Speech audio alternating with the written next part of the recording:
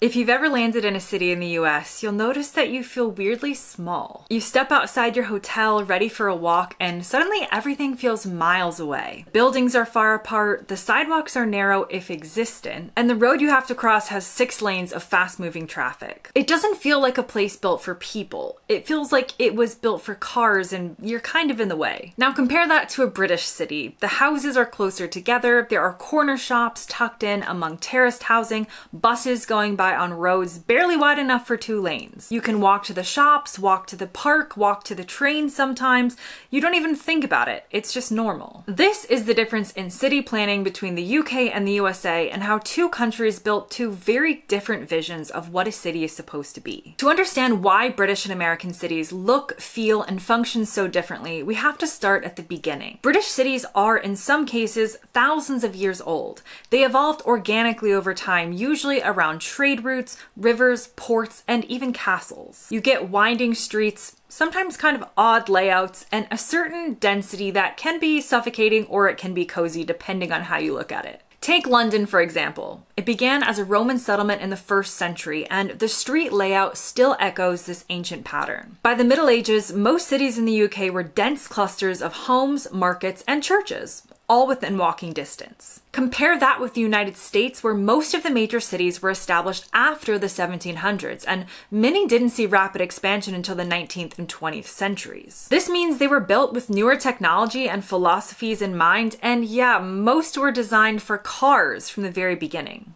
Cities like Phoenix, Houston, and Las Vegas are often described as auto-oriented, not because people prefer driving, but because everything was built assuming people would be driving. That assumption changes everything: the width of the roads, the spacing of buildings, the location of shops, and even the law about what can be built where. One of the most important and often overlooked differences is zoning law. This is the legal mechanism that decides what kind of buildings can go where, and it's where the US and the UK really part ways. In the US, zoning is typically segregated by use, so you have residential over here, commercial over there, industry way over there. Want to open a coffee shop next to your home? Probably you're not going to be allowed to. Want to live above a store or a shop? You can't if it's not zoned for mixed use. These rules became widespread in the early 20th century, and the landmark 1926 US Supreme Court case, the Village of Euclid versus Ambler Realty, established that cities could legally separate land use. This approach became the norm across the country, and it locked in the idea that people should live in one place, work in another, and shop in a third. Now, the US has its own zoning laws, but by contrast, historically, it's allowed more flexibility and mixed-use development. It wasn't until the Town and Country Planning Act of 1947 that the government took more direct control of land use. And even then, British planning retained a more integrated approach. You'll still see flats above shops, pubs on the corner of residential roads, and small high streets embedded in suburban neighborhoods. The result is that many British cities tend to cluster functions together: homes, schools, shops, and public services, while American cities tend to spread them out, often with vast roads, parking lot, and dead space in between. And in this video, we do have to talk about the car, because in the USA, the car is not just a tool that some people have. It's an assumption for everyone. It's assumed you'll drive to work, to school, to the store, to the gym, even to get your mail sometimes, depending on where your mailbox is. 91% of American households own at least one car, and about 20% of them own 3 or more. And you think, well, what about the people in the cities? And I can tell you, having been to many American cities, there are very few of them that are still considered walking cities. That would be New York City and somewhere like Boston. But if you want to talk about somewhere like Los Angeles, you pretty much need and want a car. Same with other big cities across the US, places like Dallas, Orlando, and more. And that's because public transportation is often limited or non-existent.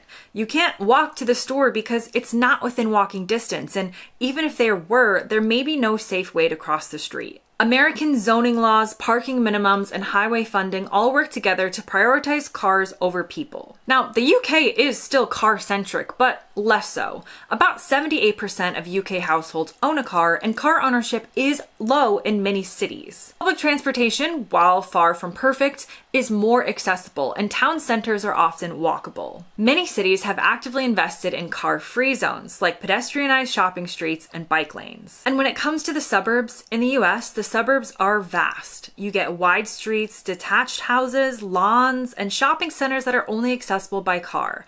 It's a lifestyle that emerged after World War II, boosted by cheap fuel, the GI Bill housing subsidies, and a national obsession with driving. British suburbs are different. You still get semi-detached homes and gardens, but they're typically more compact. Streets are narrower, shops and schools are closer, there's more connectivity, more sidewalks, more public transportation, more local pubs and parks. Another major difference lies in the fate of the city center. In many US cities, the downtown core has hollowed out. Are there offices there? Yes, but actual residents? Far fewer. Shops and restaurants? Often replaced by malls out in the suburbs. The idea of Main Street has been lost in many places, replaced by parking garages and chain stores, and a lot of times you'll be in an American city where it empties out after the office workers have gone. Now, of course, this is the place for some places in the UK, like the City, part of London, but many British cities don't operate this way. In the UK, the city centre is still the heart of civic life. People shop there, they eat there, they live there as well. Town centres are often walkable with a dense mix of shops, flats, offices, and public buildings. Some cities like York and Bath have even banned cars from the centre altogether. And this is where the planning differences come into play, because British planning policies tend to protect the city centre, even if it means limiting parking or driving access. American planning often encourages decentralization, shifting retail and jobs to the edges of the city where there's more space and less resistance. And this all feeds into how public transportation works. In the UK, about 10% of all trips are made by public transportation. That's pretty modest, but much higher in cities like London, where over 40% of trips are by bus, tube, or train. In the US, public transportation accounts for just 5% of all trips nationwide, and outside of New York City and somewhere like Boston, this is much, much lower. Many US systems are chronically underfunded, run infrequently, and don't connect efficiently.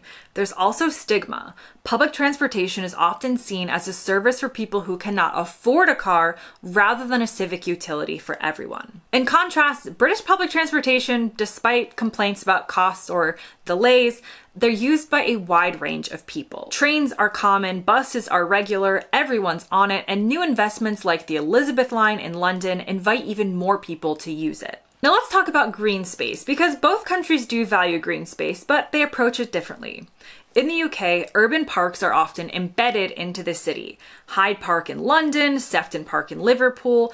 These aren't just recreational areas, they're part of the daily life. Many British planning policies emphasize green belts to prevent sprawl and preserve countryside near cities. In the US, green space often means destination parks, not necessarily walkable green space near homes. And despite having more total land, many US cities actually have less park space per capita than their British equivalents. And walkability?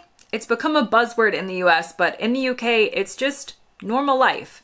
British cities have average walk scores, which is a measure of how pedestrian friendly an area is, much higher than their US counterparts. In fact, the most walkable American city, New York, still ranks below London in most global surveys of pedestrian accessibility. In the end, UK and USA city planning represent two different ideals. The American dream is built on space, freedom, and movement, the ability to own a home, drive where you want, and live in peace and quiet. But that dream comes with consequences: traffic, isolation, and the slow erosion of public space. The British model emphasizes proximity and community, the ability to live locally, walk to the pub, and share public services. And of course, this comes with its own challenges like less private space and higher housing costs, and sometimes older infrastructure. Neither is perfect, but if you travel from one to the other, you'll definitely notice the differences. That brings me to the end of this video. As always, thanks very much for watching, and I'll see you next time.